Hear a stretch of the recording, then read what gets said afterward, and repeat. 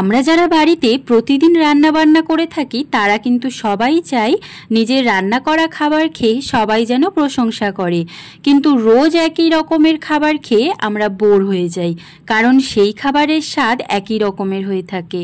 তবে চিন্তার কিন্তু কোনো কারণ নেই, আজ তোমাদের জন্য নিয়ে চলে এসেছি রান্নাঘরের রাজা মানে কিচেন কিং মশলা।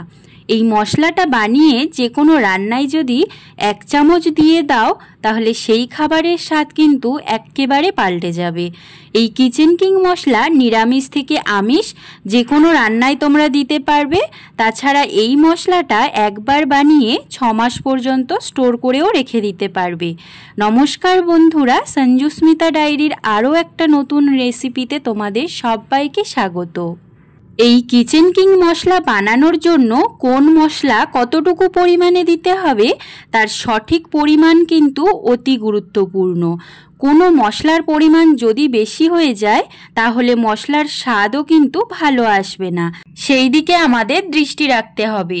তাই আমি এই রেসিপিতে তোমাদের প্রতিটা মশলা কত গ্রাম করে নিয়েছি তা বলে দেব এবং ডেসক্রিপশানেও দিয়ে দেব, ওখান থেকে তোমরা ইজিলি দেখে নিতে পারবে। কিচেন কিং মশলা বানানোর জন্য আমি প্রথমেই নিয়ে নিয়েছি 10 গ্রাম মানে 2 চামচ সাদা সর্ষে বা হলুদ সর্ষে আর 10 গ্রাম কালো সর্ষে, তবে তোমরা চাইলে যে কোনো এক রকমের সর্ষেও নিয়ে নিতে পারো। এরপর দিচ্ছি 15 গ্রাম গোটা জিরা মানে 2 চামচ আর হাফ চামচ। তোমাদের কাছে সাজিরা থাকলে গোটা জিরা 10 গ্রাম পরিমাণে দেবে আর 5 গ্রাম মানে 1 চামচ সাজিরা দেবে। আমার কাছে সাজিরা অ্যাভেলেবেল ছিল না তাই আমি দিলাম না। এখন দিচ্ছি 10 গ্রাম গোটা ধনে মানে 2 চামচ। এখানে কিন্তু আমি 1 চামচ করে 5 গ্রাম ধরেছি, তাই তোমরা গ্রামের হিসাবটা চামচে যদি দিতে চাও তাহলে সেইভাবে বুঝে দিয়ে দেবে। এখন 15 গ্রাম মানে 2 চামচ আর হাফ চামচ মৌরি দিলাম। এই মশলার মধ্যে মৌরিটা কিন্তু অবশ্যই ব্যবহার করতে হবে। 5 গ্রাম মানে 1 চামচ মেথি দানা দিলাম। মেথি দানার পরিমাণ এর থেকে বেশি যেন না হয়, না হলে মেথির তিতো স্বাদ মশলার মধ্যে চলে আসবে, তখন কিন্তু মশলাটা ভালো লাগবে না। এখন 10 গ্রাম পরিমাণ মানে 2 চামচ গোলমরিচ দিলাম। 4টে তেজপাতা মাঝখান থেকে 2 ভাগ করে দিয়ে দিলাম। 4 গ্রাম ছোট সবুজ এলাচ দিলাম। 6 থেকে 7টা বড় এলাচ দিয়ে দিলাম। 5 গ্রাম মানে 1 চামচ লবঙ্গ, 5 গ্রাম জায়ফল, এখানে একটা গোটা আর হাফ জায়ফল নিতে হবে। 2টো জাবেত্রী, 10 গ্রাম দারুচিনির স্টিক মানে 5টা মতো স্টিক এখানে লাগবে। আর সবশেষে 15 গ্রাম মানে 2 আর হাফ চামচ লাগবে পোস্তদানা। তবে এখন এই সমস্ত মশলার সাথে এটাকে আমি মেশাবো না, এটা আমাদের পরে কাজে লাগবে। এই সমস্ত মশলাগুলোকে কড়াইয়ের মধ্যে দিয়ে দিলাম। এখন একদম হালকা আঁচে গোটা মশলাগুলোকে 4 মিনিট মতো ভেজে নেব।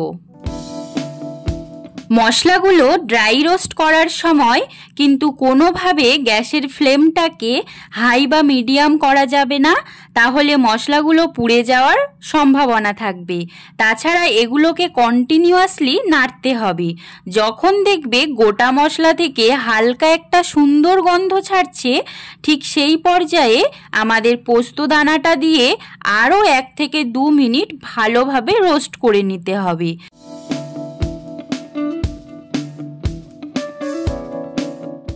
এখন এই মশলাটা একদম রোস্ট হয়ে গেছে। এই পর্যায়ে সঙ্গে সঙ্গে কড়াই থেকে এটা নামিয়ে নেব, না হলে কড়াইয়ের গরমে মশলাটা তলা থেকে পুড়ে যাওয়ার সম্ভাবনা থাকবে। এখন এটাকে খুব ভালোভাবে ঠান্ডা করে নেব।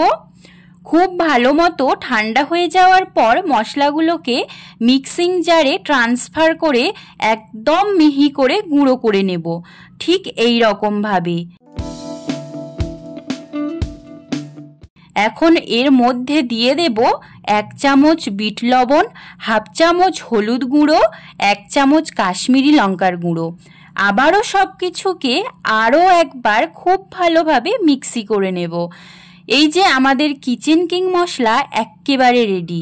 তাহলে আশা করছি এই কিচেন কিং মশলা বানানো ঠিক কতটা সহজ তা দেখেই বুঝতে পেরেছো।